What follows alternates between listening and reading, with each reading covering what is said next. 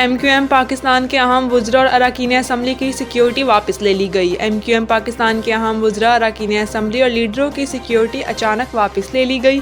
ذرائع کے مطابق وفاقی وزیر خالد مقبول صدیقی، فاروق ستار، مصطفیٰ کمال، انیس قیم خانی کی سیکیورٹی واپس لے لی گئی ہے۔ اس کے علاوہ سندھ اسمبلی میں MQM کے اپوزیشن لیڈر علی خورشیدی کی بھی سیکیورٹی واپس لے لی گئی۔ MQM کے وزراء، اراکین اسمبلی اور لیڈروں نے سیکیورٹی ہٹائے جانے پر تشویش کا اظہار کیا۔ MQM رہنما نے بتایا کہ انہیں سیکیورٹی واپس بلانے کی وجہ نہیں بتائی گئی۔ ممکن ہے سانحہ گل پلازہ پر تنقید وجہ بنی ہو۔ متحدہ رہنما نے کہا ہے کہ وہ سانحہ گل پلازہ پر سوالات اٹھاتے رہیں گے۔ ذرائع کا کہنا ہے کہ اس صورتحال میں MQM رہنماؤں نے ہنگامی پریس کانفرنس طلب کر لی ہے۔ وزیر اعلیٰ پنجاب کی ہر ضلع میں اسٹروک مینجمنٹ سینٹر بنانے کی منظوری۔ وزیر اعلیٰ پنجاب مریم نواز شریف کی جانب سے ہر DHQ میں نیورولوجسٹ اور پیڈز نیورولوجسٹ تعینات کرنے کا اصولی فیصلہ کر لیا گیا۔ ہر ضلع میں ایک ڈاکٹر اور نرس کو فوری طور پر 3 ماہ کی اسٹروک مینجمنٹ ٹریننگ کرائی جائے گی۔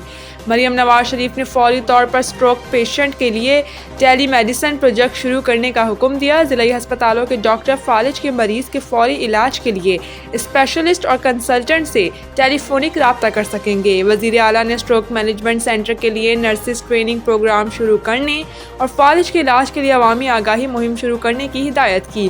انہوں نے کہا کہ فالج کے علاج کے لیے گولڈن آورز اہمیت مسلمہ ہے، آگاہی مہم خود لیڈ کروں گی۔ مریم نواز شریف نے کہا کہ پنجاب کے ہر چلڈرن ہسپتال میں اسٹروک مینجمنٹ سینٹر بنائیں گے، چاہتے ہیں کہ کسی مریض کو علاج کے لیے بڑے شہر نہ جانا پڑے۔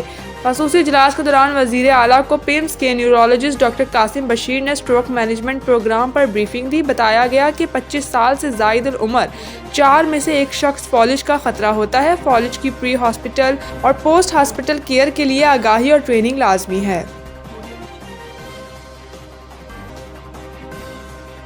اوورسیز پاکستانیوں کی جائیدادوں پر قبضے کی شکایات کا فیصلہ 7 دن میں ہوگا۔ محسن نقوی۔ وفاقی وزیر داخلہ محسن نقوی نے کہا ہے کہ اوورسیز پاکستانی اگر کسی بھی قسم کے قبضے کی شکایت درج کرائیں گے تو ڈپٹی کمشنر اسلام آباد 7 دن کے اندر اس پر فیصلہ کرنے کا پابند ہوگا۔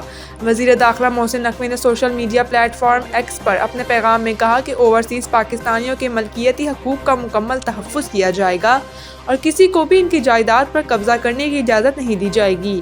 محسن نقوی کا کہنا تھا کہ اسلام آباد کیپٹل ٹیریٹری میں اوورسیز پاکستانیوں کی سرمایہ کاری خوش آئند اور قابل قدر ہے۔ حکومت سرمایہ کاروں کو ایک محفوظ اور سرمایہ کار دوست ماحول فراہم کرے گی۔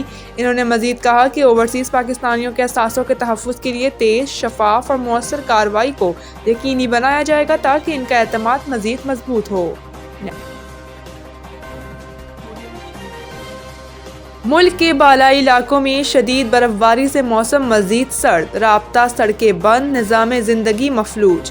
پشاور شہر اور گرد و نواح میں کل شامل سے شروع ہونے والی بارش آج صبح رک گئی تھی، تاہم کچھ وقفے کے بعد بارش دوبارہ شروع ہو گئی جس کے سبب سردی کی شدت میں مزید اضافہ ہو گیا۔ خیبر پختونخوا کے میدانی علاقوں میں بھی کل رات سے وقفے سے بارش جاری ہے، جبکہ بالائی علاقوں پہاڑوں پر موسم سرما کی برف باری کا تیسرا اسپیل جاری ہے۔ دوسری جانب سوات کے سیاحتی مقام معلم جبہ اور بالائی علاقوں میں رات سے شروع ہونے والی برف باری اب بھی جاری ہے۔ میدانی علاقے بشمول منگورا شہر اور مضافات میں بارش کا سلسلہ بدستور جاری ہے۔ پہاڑوں پر برف باری سے سردی کی شدت میں بے حد اضافہ ہو گیا۔ لوور دیر کے شہری علاقوں میں بارش اور بالائی علاقوں پر شدید برف باری کا سلسلہ جاری ہے۔ چترال کے بالائی علاقوں کی سڑکیں برف باری کی وجہ سے بند پڑی ہیں۔ سڑکوں کی بندش سے شہری گھروں میں محصور ہو گئے اور لوگوں کو مشکلات کا سامنا ہے۔ ICC نے بنگلہ دیش صحافیوں کو T20 ورلڈ کپ کی کوریج سے روک دیا۔ بنگلہ دیشی میڈیا کے مطابق سری لنکا اور بھارت دونوں ملکوں میں بنگلہ دیش کے کسی صحافی کو ایکریڈیشن نہیں دی گئی۔ کئی ایسے صحافی ہیں جن کی ایکریڈیشن ہو چکی تھی مگر بعد میں کینسل کر دی گئی۔ بنگلہ دیش کے صحافی نے میڈیا سے گفتگو کرتے ہوئے بتایا کہ ایک صحافی کو 20 تاریخ کو ایکریڈیشن کے ہونے کی تصدیق ای میل آئی مگر بعد میں ایکریڈیشن مسترد ہونے کی ای میل بھیج دی گئی۔ بنگلہ دیش کے سینئر صحافی نے اپنے بیان میں کہا کہ اگر ٹیم نہیں بھی کھیلتی ہے تب بھی آئی سی سی ایسوسی ایٹ ممبرز کے صحافیوں کو ایکریڈیشن جاری کرتا ہے۔